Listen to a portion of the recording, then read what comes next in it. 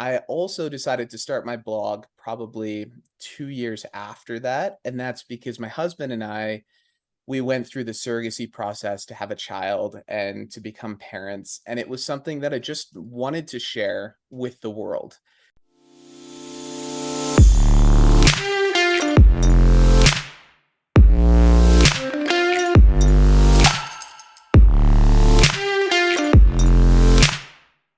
Hello everyone, welcome back. My name is Brenda Tackaberry. I am a gender bias specialist and your host of the Busting Gender Bias podcast.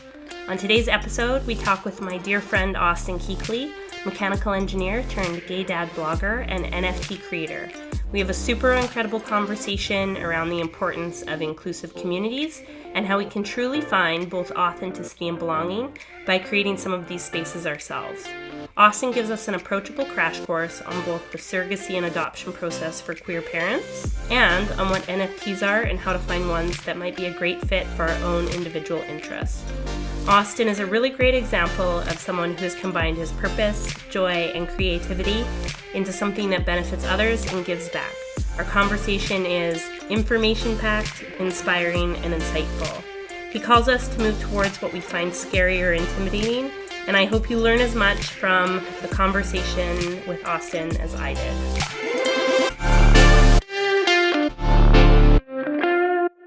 Austin, hi, how are you?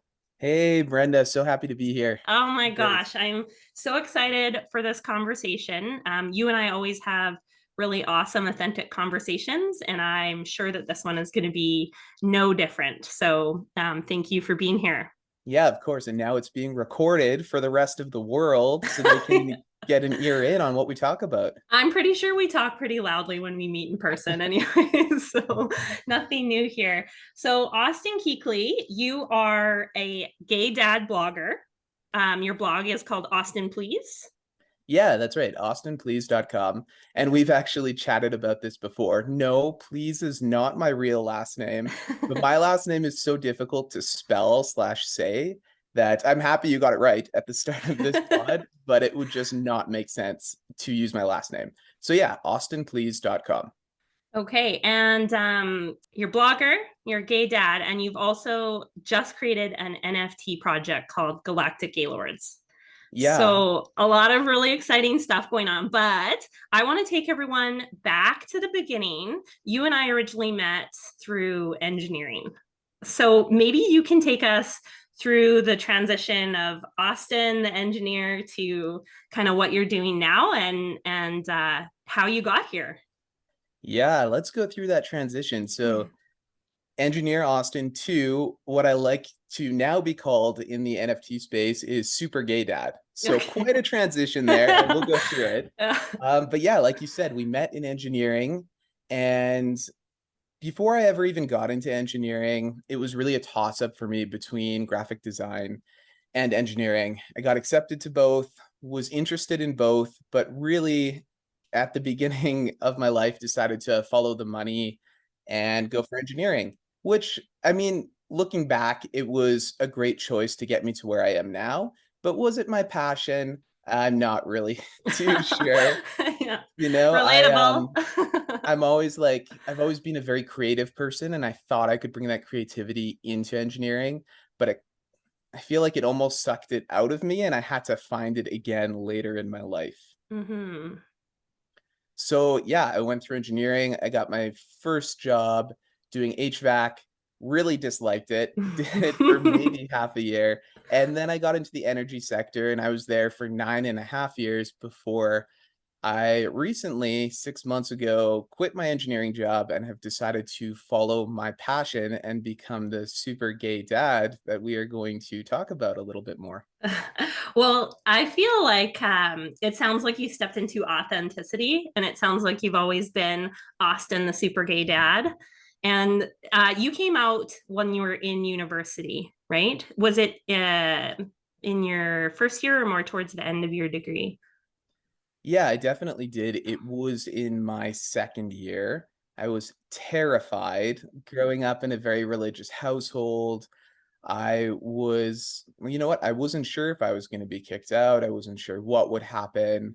whenever you reveal a new part of your identity to the closest people around you, I think you're always fearful of rejection. And that branched out to my family, it branched out to my friends.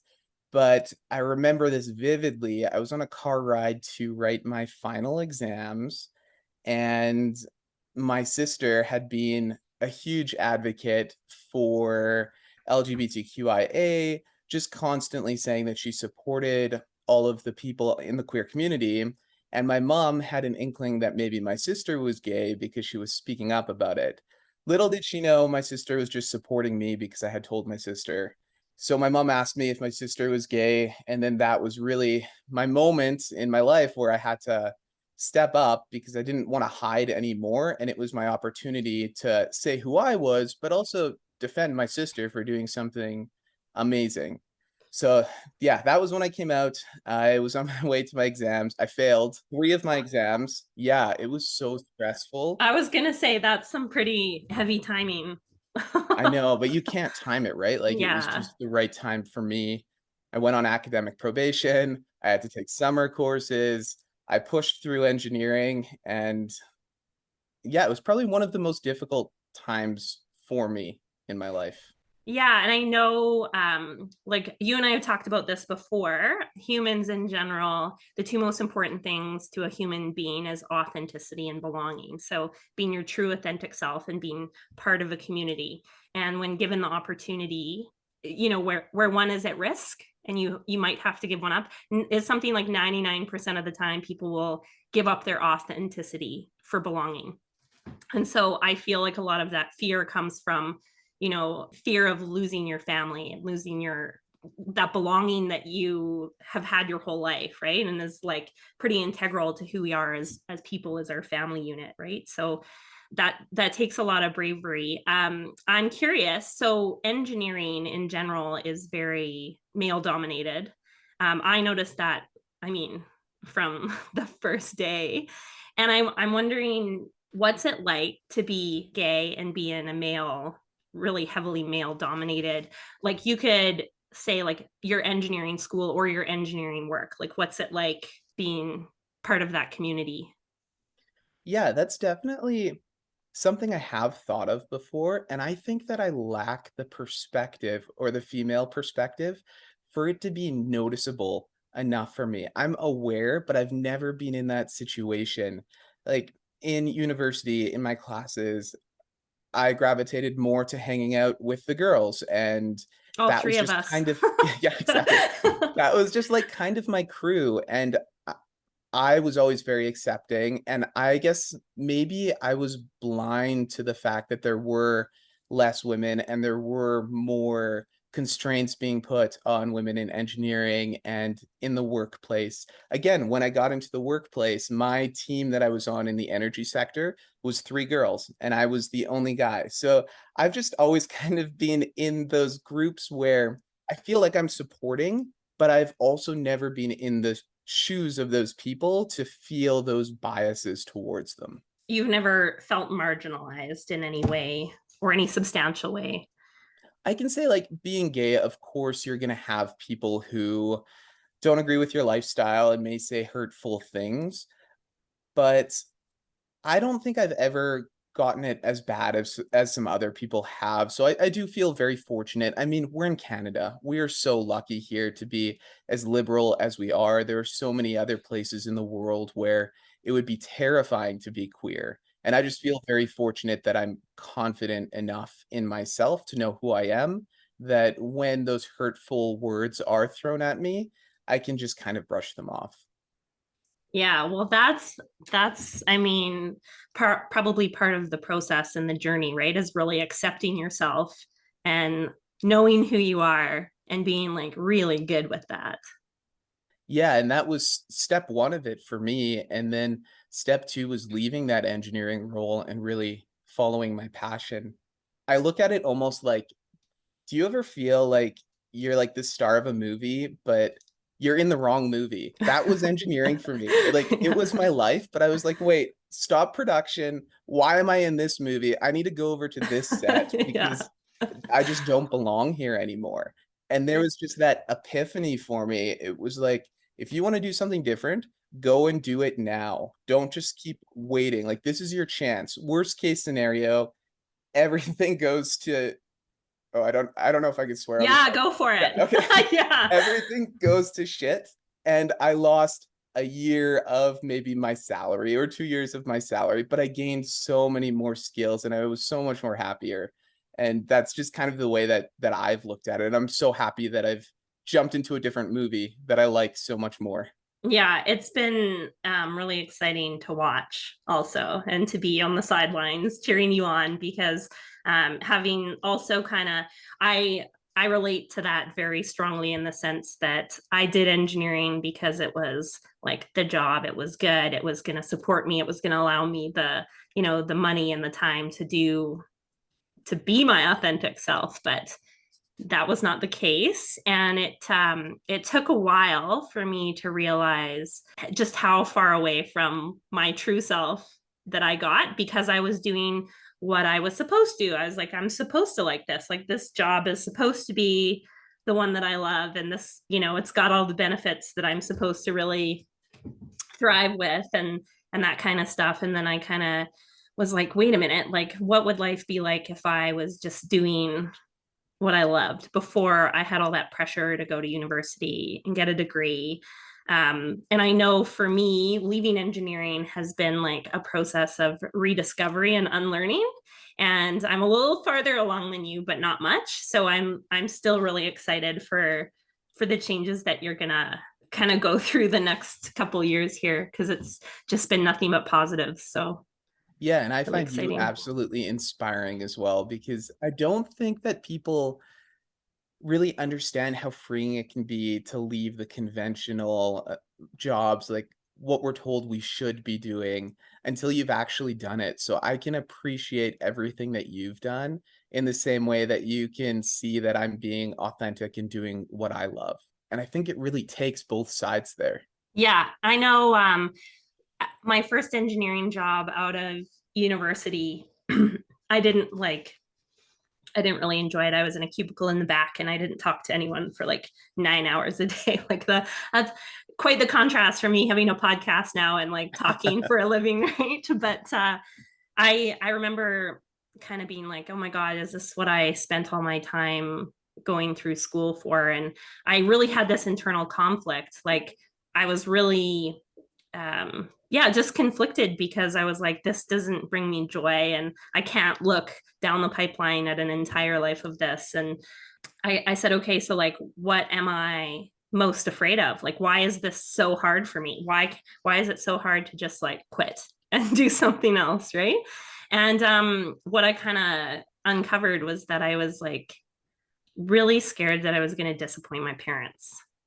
And that to me was kind of like the start of me realizing why I was doing what I was doing, and I was doing it for other people and not for myself. And I had a really honest conversation with my parents and they were like, yeah, we love you, that's fine. Oh, that's so awesome. Yeah. I think we all go through that too, just not wanting to disappoint, but also you have this like the sunk cost fallacy, right? And you get praise for your job and wow, you made it through school. Wow, you have a great paying job. You're set for life, but deep down you're not satisfied.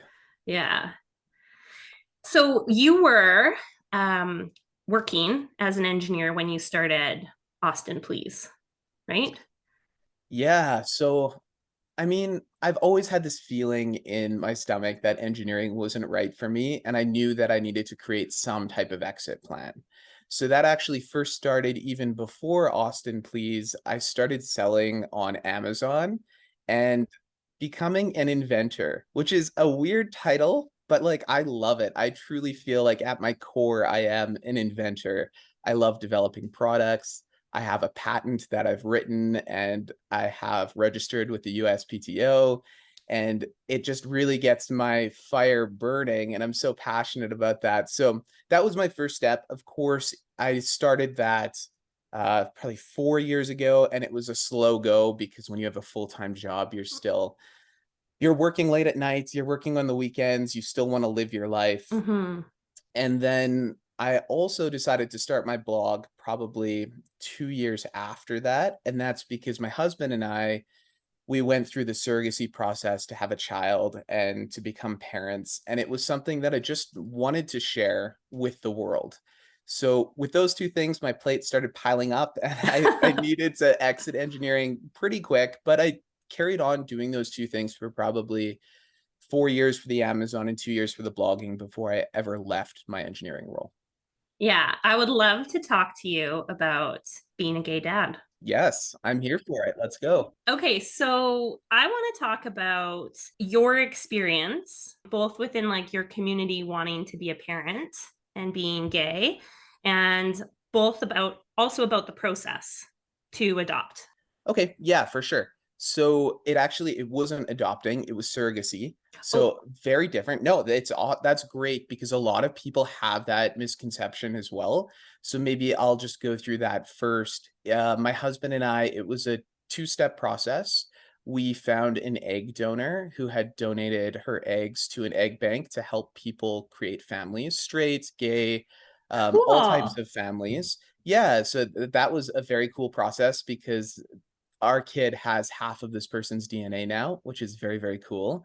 And then the second step was to find a surrogate, so someone to actually carry that embryo to term. And there's I'm assuming the process, like is there any screening process?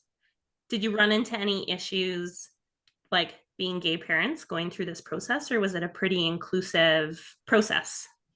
I would say it was a pretty inclusive process. It had nothing to do with our sexual orientation, but we did work with one agency that was a bit more of a boutique agency and gave us fewer profiles. And I'd say we used them for about a year and it wasn't a match for our personality types. My husband is also an engineer and we need to be in control of most processes. So we moved to a different agency that just had a database that we could go through daily and look at the stats of the egg donors and their age, kind of why they donated, photos, and create a bit of a connection before we found someone who we both really liked. And I remember it vividly. There was this amazing woman who came up as a new profile, and I was looking daily at this point, and I fell in love with her profile, but I didn't want to influence my husband in any way, so I tried to be so casual. I was like, "Hey, yeah, do you just want to maybe take a look? There's a new profile. Let me know what you think of it." And then he scrolled through it, and he was like, "Oh, I think she might be the one." And then my smile just went cheek to cheek. I was like, "Yes, yes, let's go on this. I'm so excited." And fortunately, everything worked out amazingly with this egg donor. She only donated eggs once to us, and we still have a relationship with her, which is actually Amazing. a fun fact. Sorry to interrupt, like No, I fun love fact it. here. Most or 97%, according to our doctors, stay anonymous with their egg donor. And we Ah. were the 3% that wanted to keep a relationship with our egg donor. So that involves more legal contracts, more of a lot Mm. of different things. But our daughter knows that will know at some point that she didn't come from just the two of us and there were other people involved. So we wanted to keep that relationship open. That's incredible. Both the egg donor, like donating your eggs, and if I was doing that, I think I would feel really grateful that the future parents were, wanted to reach out and stay in touch. So that's a pretty cool process. So you've got an egg donor, and now you need to find a surrogate. Right. Yeah. So that was a bit of a journey as well. I've heard that the ratio in Canada for surrogates to intended parents, which is what you'd call me and my husband or anyone who wants to have a family, Mhm. is 50 to 1. So there's 50 intended parents to one surrogate. Oh So it was wow. quite the queue. We were fortunate to match with someone and amazing human being. We still have a relationship with her, and everything went through according to plan, which is great, but there are some people who wait, like, quite a long time. I think our wait time was about a year, which Hmm. wasn't too bad when you hear some people waiting 2 or 3 years. Or if we talk about adoption, like we had brought up earlier, the Hmm. wait times there can be 5 to 6 years, and that process does have a bit more scrutiny towards the family, and just they do tend to skew towards conventional families a little more. So that was one of our reasons for moving through with surrogacy, as well as Mhm. knowing the process and the timeline, as I have mentioned as engineers. Yeah, yeah. Yeah. I think I would probably, I mean, as an engineer with an engineering background, like, identify with that need to have a little bit more transparency into the process, I guess, and the different factors. Okay, so now you've got your gorgeous little girl who PS is getting cuter by the day. Like, Oh, thank you. I love it when you guys post little videos and stuff on Instagram, because she's just honestly ridiculously cute. What's it like? Tell me about the parenting process. Um, I mean, I think it's pretty awesome to mhm. have no gender roles in a relationship. We Mm. both do the feeding. We both do the getting up at night. We both do the changing of diapers. It really makes you appreciate the other person, I think, a lot, understanding what they have to go through, because we've all heard it before, and it's that the woman who stays home to look after the kid is doing nothing, just sitting around, and that is so far from the truth. Looking after a newborn is so difficult, and I'm glad that I was able to share it equally with my husband. Yeah, I mean, I think that's a really interesting point, that I'm glad you brought it up, because I know quite a few of my gal pals who've had kids, or, just kind of like what you see is you see a lot of these women kind of full time parenting, and the husband's, out playing hockey and kind of still has a semblance of his regular life. So that's one thing that I maybe wouldn't have considered, is that there's no gender roles, and probably a lot more equity in the parenting process. Yeah, and actually on the other side of things too, we have heard from other dads who are in heteronormative relationships and they have a kid, that they sometimes find it difficult to connect in the first year, first 2 years, because the mother is the primary source for food, so the baby is more attached to the mother if you're breastfeeding. Hmm. Um, and not all women have the option to pump either, so you can't really share that role. So it is a very different dynamic, and I haven't experienced it, but I can definitely see it from both sides. Yeah. Well, I mean, that's just so cool. So I last time we spoke, you mentioned that you were hoping to support other queer parents going through the process. And I'm just wondering, are you doing that through your blog, or is there something kind of in the cooker there that you're happy to Yes, share about? there is. Definitely through my blog, I'll be posting a lot more content. I have created YouTube videos in the past, and we are hopefully getting started on a second journey here for a second kid pretty soon. So I do want to Oh. create a couple more videos. But there is an awesome organization called World Center of Baby, and they have a whole page dedicated to queer parenting and trans parenting, and they provide services for egg donors and also for surrogacy. So they're just an awesome resource that I have connected with recently, and I love that they're speaking out to the queer community. So they support queer surrogacy and cis, like, Yeah, I yeah, think all okay. companies do. It's just the fact that they've taken the time to curate a page dedicated to our community, because you don't see that very often. Okay, well, that's good to know. And so I guess everyone can kind of keep an eye out. We're gonna talk about where to find you and provide some links to all your resources, but I think they can probably keep an eye out for what you got coming down the pipeline in terms of that. So that's Yeah, super that's exciting. perfect. And just to circle it back to Hmm. maybe one other bias that we have felt during this journey, it has nothing to do with gender. It has to do with the size of your family, if that makes sense. Okay, We did interesting. feel that for our second journey and us trying to match with another surrogate, a lot of surrogates do wanna be that first experience for people who don't have a family already, and maybe we're perceived as already having one kid and that should be enough. You know, I have no basis to back it up. It's just finding this second surrogate did take more time. And that's just kind of the vibe that we were feeling. Whether it was just us or it was real, I think there was maybe something there. I can see that. I mean, there's probably a lot of people out there who are just really jonesing for the opportunity, right? And so I can see that there would be a little bit of a lean towards being able to give that opportunity, but at the same time, like the opportunity to grow your family, right? And to give my brother, sister is kind of, you talk about wanting the opportunity to have that family and just kind of part of the dream, I guess, right?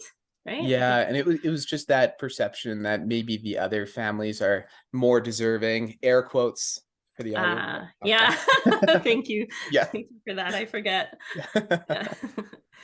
Okay, and so let's take a bit of a segue here and talk about galactic gaylords.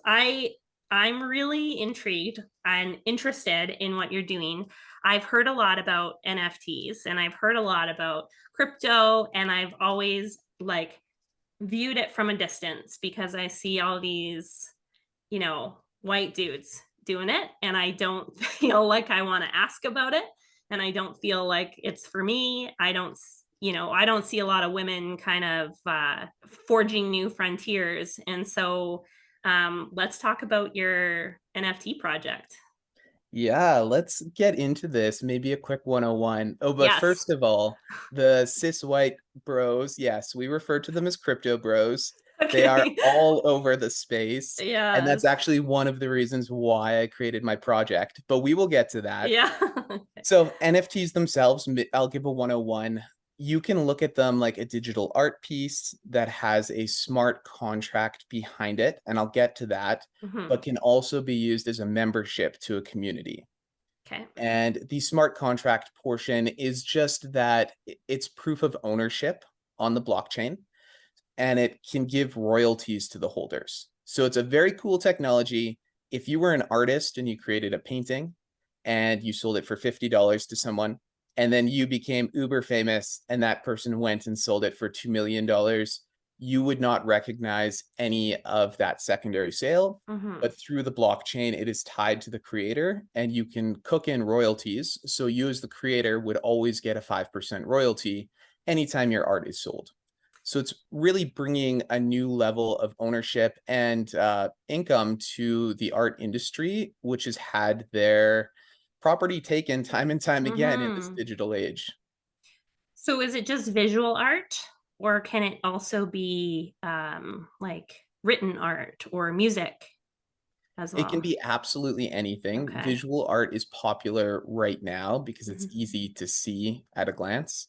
But yeah, you can think of the visual part of it or the front part of the NFT being kind of like the front part of a book, maybe. It's like what will pull you in, and then the smart contract and all the perks that come with the NFT are what live behind it. Mhm. So, us in particular, we wanted to build a community for LGBTQIA in Web3, which is another new term, Yeah. Oh, throwing that whoosh. in here. Uh, I'll I'll get to that in 1 second, Okay. but we're using our NFTs to build this global community where all queer people from around the world can connect and feel safe in this new digital space. Okay. So you're purchasing the NFT or the artwork, and then that gives you the artwork, but also the membership to be part of the community, which has additional perks. Exactly. Yeah, Okay. think of it like a membership card. Okay. And then I just want to circle back. I like, my noob understanding of blockchain is the internet behind the NFT. Like, I don't really know.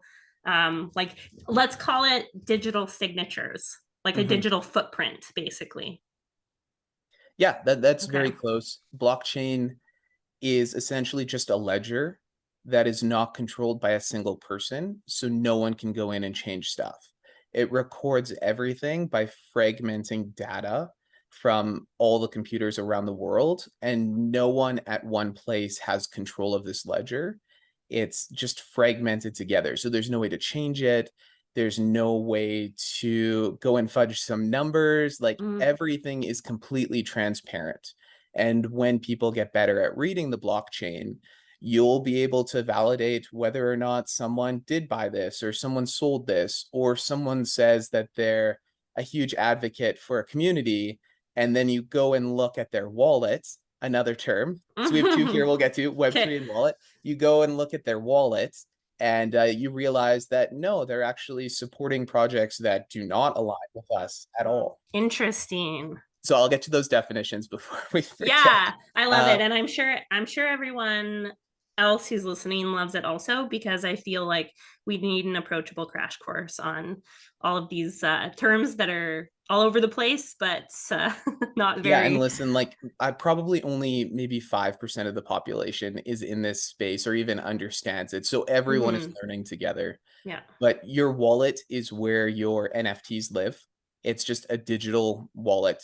You can think of it like putting money in your physical wallet. This one just lives on your computer and it protects your assets. It's a very common term in the space. And then the next one I mentioned is Web3. Hmm. So if we think about the internet, this is just the evolution of the internet. So the first Web 1, if you want to call it, was when we just first got the internet and people Hmm. could surf it. And it was very cool and very innovative. Yeah, I was in high school when the internet was.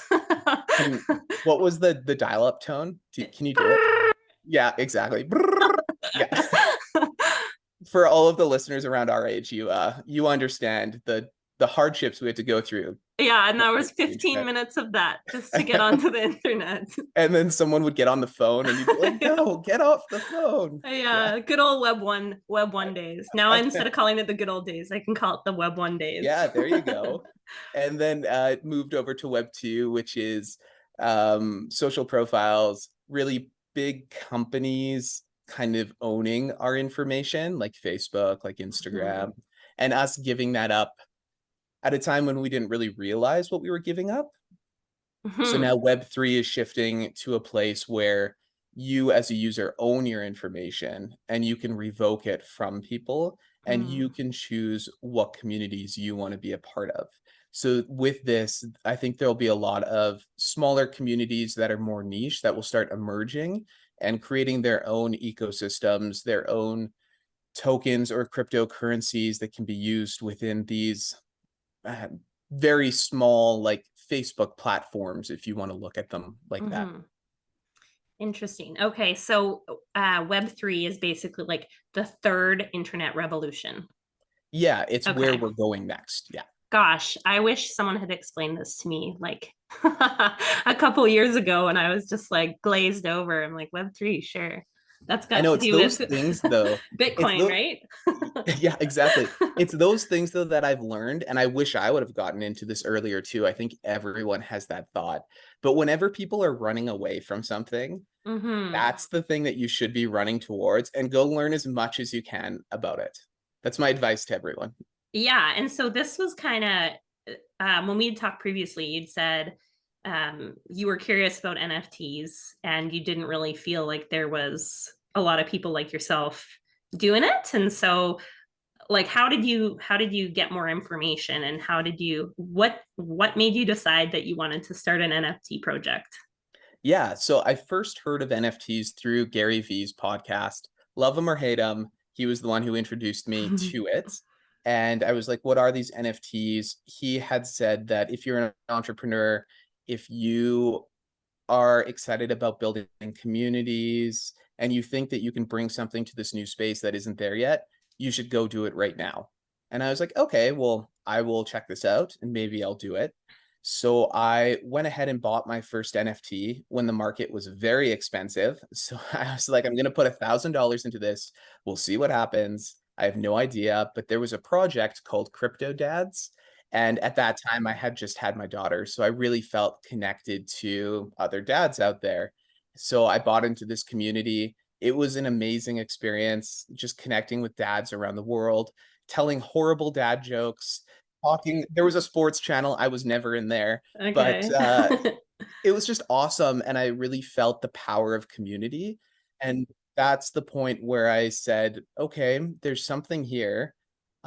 I was also running and still am running my Amazon business, and it's very difficult to build communities when a big company owns all of the customer data. Like if you buy on Amazon, the person who sells stuff to you never knows who you are. Amazon keeps all of that. So I found it very intriguing to be able to connect and talk with your actual customers and people that support your potential brand and Mm-hmm. build something around it.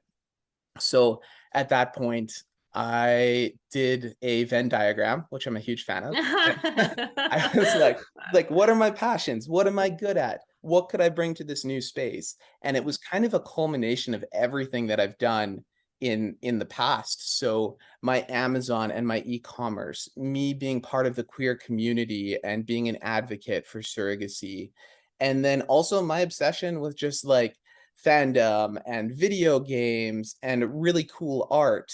And then I started building a team, and that's when we started Galactic Gaylords. It was probably just over a year ago now, and we've been building in the background since, and we're looking to release within the next 2 months. Okay, so you've got this idea for how you want this community to develop and things that you want to be able to offer the community.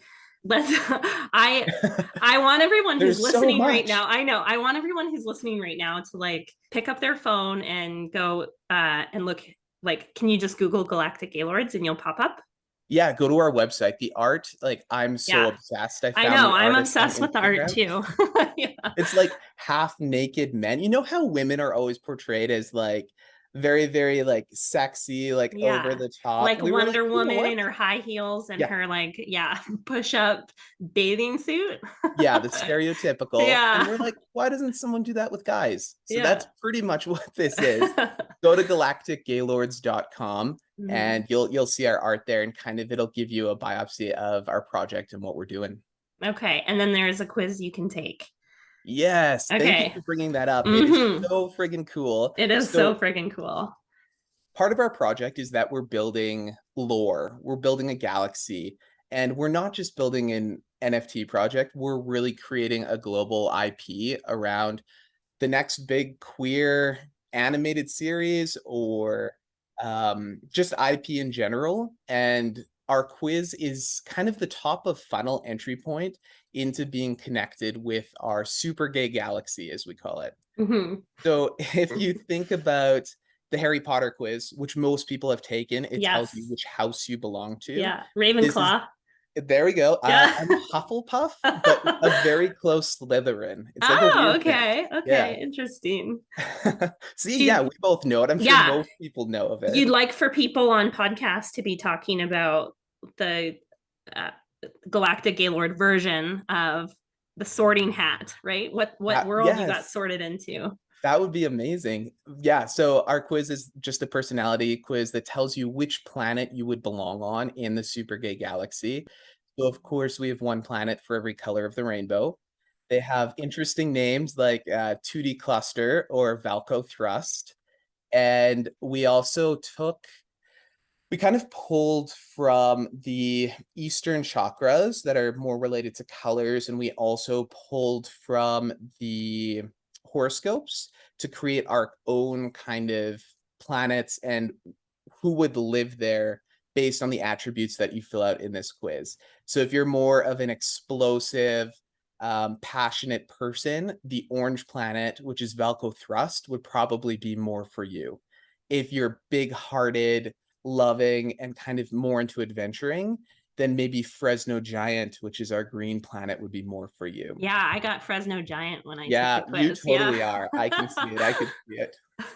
So yeah, Okay. that's pretty much it. I would love for people to take it. That's just galacticgaylords.com/quiz. If anything, it's just super fun and it'll get you in the galaxy. And if you love it, please reach out and let me know. Or if you have comments and there's things that you think should be changed, let me know too. That would be great. Yeah. And so, okay, I went to galacticgaylords.com/quiz and I took the quiz and I got Fresno Giant. And I feel like it was like a personality quiz. Like it basically told me about like what my values are and who I am as a person. And I would say it was like pretty accurate. I loved the character. I loved the land or the planet that went Yeah. along with it, or the planet is called. Fresno Giant. The planet is called Fresno Giant. Okay. So I'm like, oh, this is so cool. You have male, female, and gender diverse characters. Yeah, that was Yeah. a huge thing for us. So last year, our team was at NFT NYC, which is the Mhm. biggest NFT event in the world. Mhm. And we were promoting our project. And at that point, it was just all male characters because the way NFTs work is they're really computer generated. So you draw a base model and then you draw 10 different hair types, 10 different noses, and you throw it through a computer algorithm to create randomized art pieces. And for our Hmm. collection, we're making 10,000 of them. So that would be very Crazy. difficult to do by hand. Yeah. But as part of the process, it really makes sense just to have one base model. That's how NFTs were always done. But when we were at this conference, someone came up to me in confidence and just said, "Hey, you know what? First of all, I'm not gay. I'm not part of the queer community. And I don't really know if I'm allowed to be part of this community." So that was our first thing. We were like, "Oh, we aren't speaking enough towards allies. That was never our intention. We want everyone who supports the community to feel welcome here." And the second big point we got from that was just the visual representation of different genders. If we were talking about being a queer project, we needed more representation. So we went back to the drawing board. It took a lot more time to create different base models, but now we have 3 different female body types, 3 different male body types, and I think 2 non-binary body types. Yeah, I think like when you went live with the quiz and you were like, take the quiz, I'm like, oh, this is so interesting. And I kind of like almost didn't because I was like, well, it's just a bunch of dudes and I don't want to take a quiz that's going to tell me I match with some Mhm. guy, right? And you're like, no, Brenda, we've got something for everyone. And I felt really like positive about my experience taking the quiz and going through the website and looking at some of the characters. So I want to take some time and talk about inclusion because I feel like having a group that represents your values that you feel safe to be yourself in is super super important, and it's super beneficial like on a psychological level, right, to be part of something where you see others like you and you feel safe to be yourself. So maybe you can chat about a little bit more about creating inclusion with the project, and then also I know when you went to that NFT conference in New York, it was quite an experience for you. So maybe you can just talk about like the personal impact of feeling inclusive spaces. Yeah, of course. So to harken back to the beginning of the episode, I feel so fortunate to be in Canada. So for me personally, just with I guess my confidence level and things that I've already gone through to shape me into who I am, I'm fine walking out the door with my husband and going to the grocery store with my daughter. It doesn't faze me, but not everyone is like me, and people need those safe spaces where they can feel confident and be their true selves, because Mm-hmm. sometimes it's difficult in public, especially if you live somewhere globally where you can be persecuted for being queer. So Mm-hmm. having that space is so important to us, and that's the cornerstone of the entire project. It's really the cornerstone of Web3. It's about collaboration and finding these people all over the world that are as passionate about a particular topic as you are and coming together to support each other. It's what's the most exciting for me about Web3 and NFTs is that community building aspect. And I love that we're doing it for something that I'm so personally connected to. Because when you have that personal connection and that passion and that drive, I feel like we can be the biggest project out there. Yeah, and I feel like what's really great about what you're doing is if you don't have community, build one, Hmm. right? And I'm really excited to see how this is growing and to watch this all come together for you. So okay, I've gone online, I've taken the quiz, right, and I'm like, this is awesome, I want to be a part of this. How do I become part of it? Like how do I buy an NFT or become part of the community? Yeah, that is a great follow-up question. So we if you've taken the quiz and you've put in your email, you will be part of our email flow. And we will be coming out with updates about when our NFTs are dropping. None of them have been released yet. So you're still ahead of time. You can totally get in on them. And if you don't have a wallet or you don't understand Web3 at all or NFTs, we will be publishing educational material on our blog as well. Yes. And I we need that. do, yeah, I think a lot of people do. I Yeah. guess it depends on the type of learner you are. For me, it's YouTube videos. For other people, it's reading blogs. But we're going to try to get content out there for everyone. And if you just want to chat with someone, we live in Discord. That's where our project is. We have a link on our website. If you're unfamiliar with Discord, it's just it's like MSN, but if it was like went Super Saiyan. There's like channels everywhere and it can be a little overwhelming and Hmm. it's difficult to get into. But if you are familiar with it, I'd say go in there, join our project, chat with us. We're talking every single day in there. Okay, and then so say I wanted to look for an NFT for female engineers or women only. How does a person go about like finding these NFT spaces to explore and to ask questions and to get engaged? So if you're looking for a project in particular, there is the primary platform is called OpenSea. Okay. And this is like the eBay of NFTs. So if a project has ever listed an NFT, it will be on there. So you can just go Okay. in there to the search bar, type women, see what comes up, look at the art, see what kind of speaks to you. People buy NFTs for very different reasons. I personally like to have a connection with the art, and it's something that I like. Other people buy them to flip them and to potentially make money. So everyone has different interests here. You should really do all of your research before you buy any NFT because this space is still new. It is still kind of like the wild, wild west. There are bad actors, and I would never want anyone listening to this podcast to fall into any of those. So you can always reach out to me if there's maybe one you're interested in, and we can chat about it. And I'd be happy to onboard people into the space because I feel like the more people we can get in the space, especially listeners of this podcast, the better because it is very white male cis oriented and we need more diversification. But to speak to your point just about women NFTs, I really want to bring up a trend that came up last year when one of the biggest projects now had released. It was called World of Women, and they really tackled the space, the crypto bros in the space in creating a project for women because that had not existed. And that was a huge inspiration for me as well. They've done tremendous things. In New York, they had Madonna come on stage. She's a holder and she put on a performance for all the holders. So that just speaks volumes towards what can happen with the NFT space when you get celebrities that resonate with your mission. Wow, that's incredible. I had no idea this was so big. It's ramping up, but everyone's still early. So if you want to learn, go learn about it.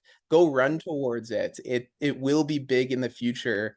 Our university degrees, our ticket stubs, everything will be an NFT that's digital that you can keep in your wallet as proof of attendance, as proof of membership. You can even go as far as saying that your house, your deed to your house is going to be an NFT that you own in your wallet. And the people who built the house, the constructors, the designers, maybe they get 2% royalty on every time that house is sold. It's just opening up the world to ways to give people recognition for things that they're creating. You're blowing my mind right now. I was just thinking it was like an investment, and now you're saying it's like a new currency and a new kind of way to own your intellectual property. Yeah, it's an unbiased blockchain or ledger that's immutable. Crazy. Okay, well, I feel like you slapped me with some knowledge today. I feel way more knowledgeable about surrogacy and adoption for gay parents. I feel way more knowledgeable about Web3 and NFT space, and at least how to like look into it more. Right? I feel it feels like I'm a safer option, like a something that's approachable, I guess is the word that I'm looking for. It feels way more approachable. So thank you for that. Um, Yeah, of I course. And Brenda, I would never slap you, but the next time I see you, I will give you a big hug as yeah. long as you're not out by the river doing a cold dip because that looks terrifying to me. It's amazing, and I would love maybe once the weather is warmer, you can come along with me. So Oh, maybe. I have one final question. I usually try to end my podcast episodes by asking for a bit of advice, and so I think what I'd like to ask you today is, what is one piece of advice that you would give someone who's queer, who's feeling like they are out of place? That's a great question, and I'll try to combine everything into a concise answer here. I would say just run towards the things that scare you the most if you feel like there's a pull on your soul.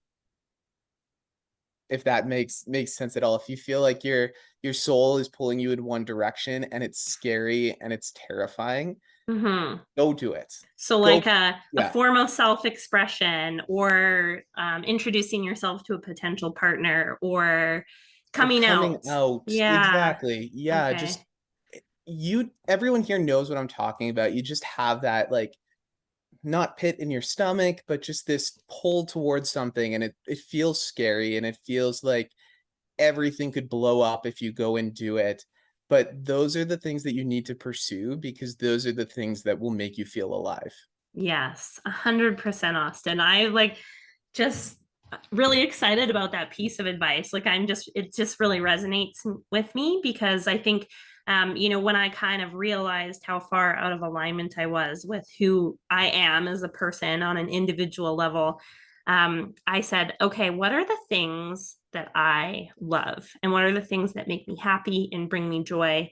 And what's a time in my life when I was my happiest? And I want to go do those things. And it was I, scary because people were like, are you okay? What are you yep, doing? yep. Right? And I mean, that's I've never been, I don't have the experience of being queer, so I can't put myself in that position. But I will say that the amount of like mental health and joy far outweighs any of the risks that I thought would be present when I was in like fear-based thinking before I made the decision. So I love your advice to move forward and go towards it. And I love being on this podcast. I think you're doing an amazing thing. I'm happy to listen to more of them. And I just can't wait to see what you end up doing as well, Brenda.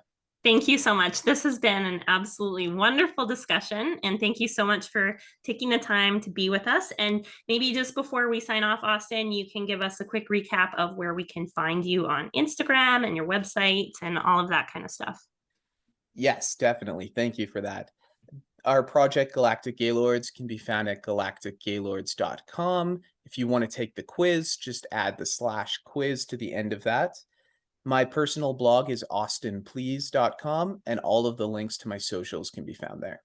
Okay. And if we go and we take the quiz and we get our results, we can post those on Instagram and tag you in them at Austin. Your Instagram handle is at Austin, please.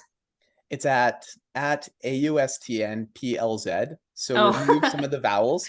But yeah, go ahead, take a screenshot, tag me. I would love to see them. There's also a share to Twitter button. So if you are a Twitter user, use that. It will populate a photo and it will also populate the script for it and it will tag us automatically. awesome. Thank you so much, Austin. It has been a pleasure and a delight. Yes, thank you very much, Brenda.